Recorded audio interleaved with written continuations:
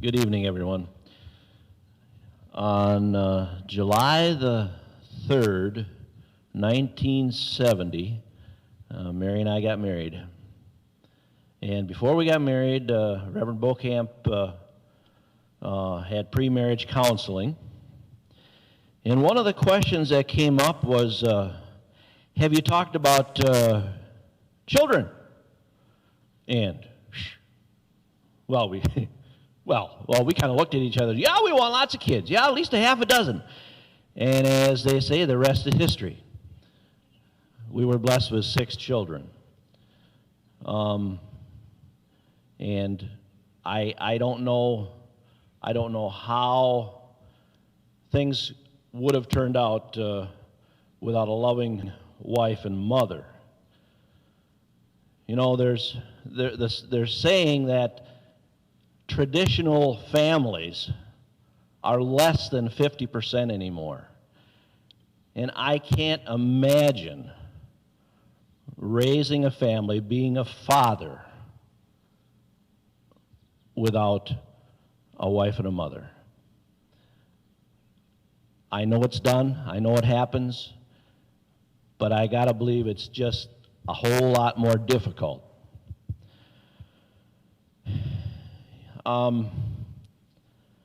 I've never been much of a one for testimony.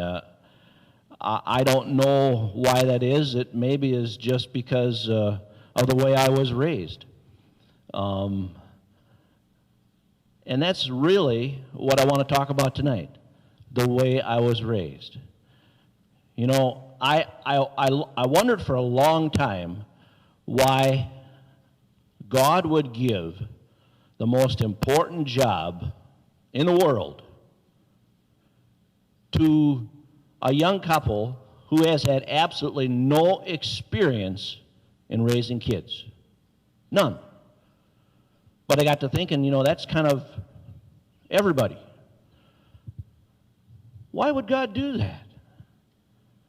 You know, we're big on education. We are trained, we are educated. But then I realized that the training ground for raising kids is in your home when you're raised. The example that my father set,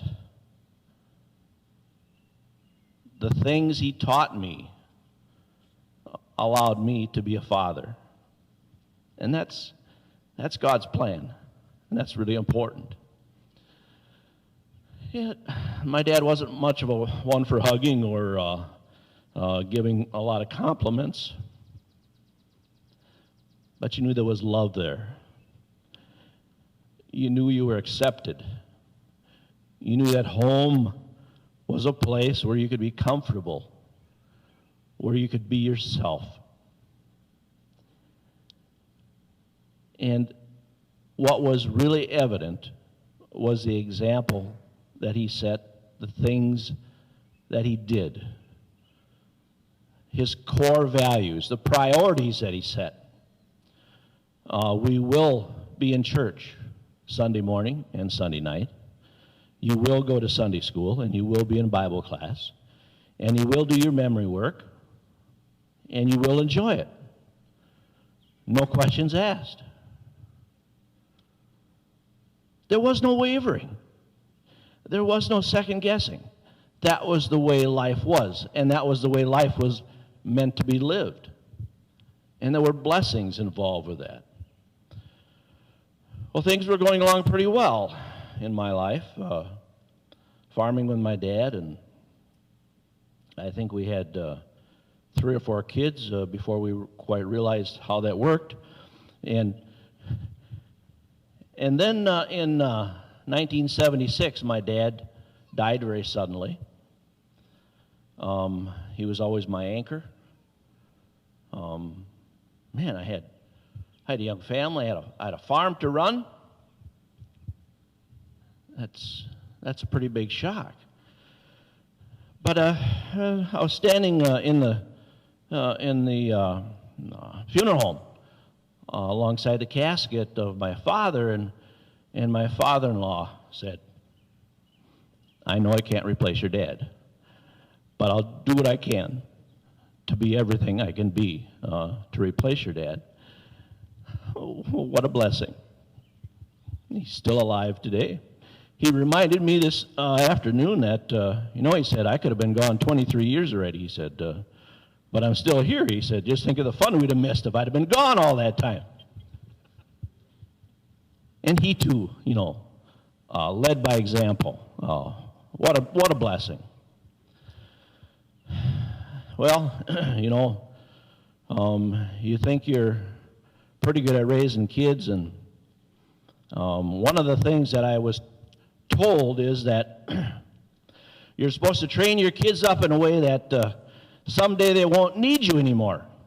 And I think I'm making progress, because Mary invited all 6 kids last night for a Father's Day celebration. Only 2 showed up. So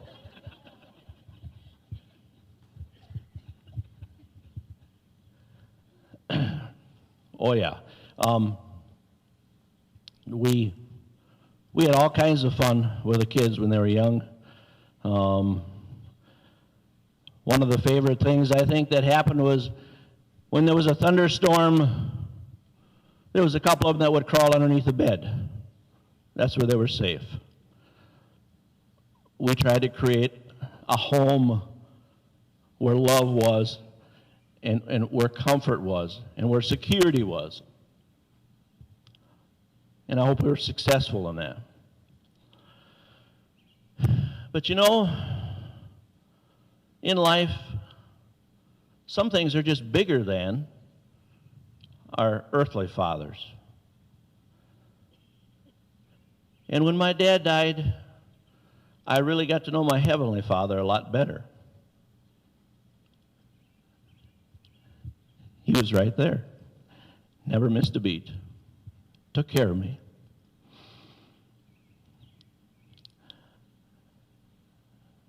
Romans, I think it is, chapter 8, talks about how that there isn't anything that can separate us from the love of God. There isn't anything in this world, nothing, absolutely nothing, that can separate us from God's love, not even death. Our quartet sang a song. The chorus goes something like this, if I can remember the words. They say that heaven's pretty, and living here is too. But if they said that I would have to choose between the two, I'd go home. I'd go home where I belong. Thank you.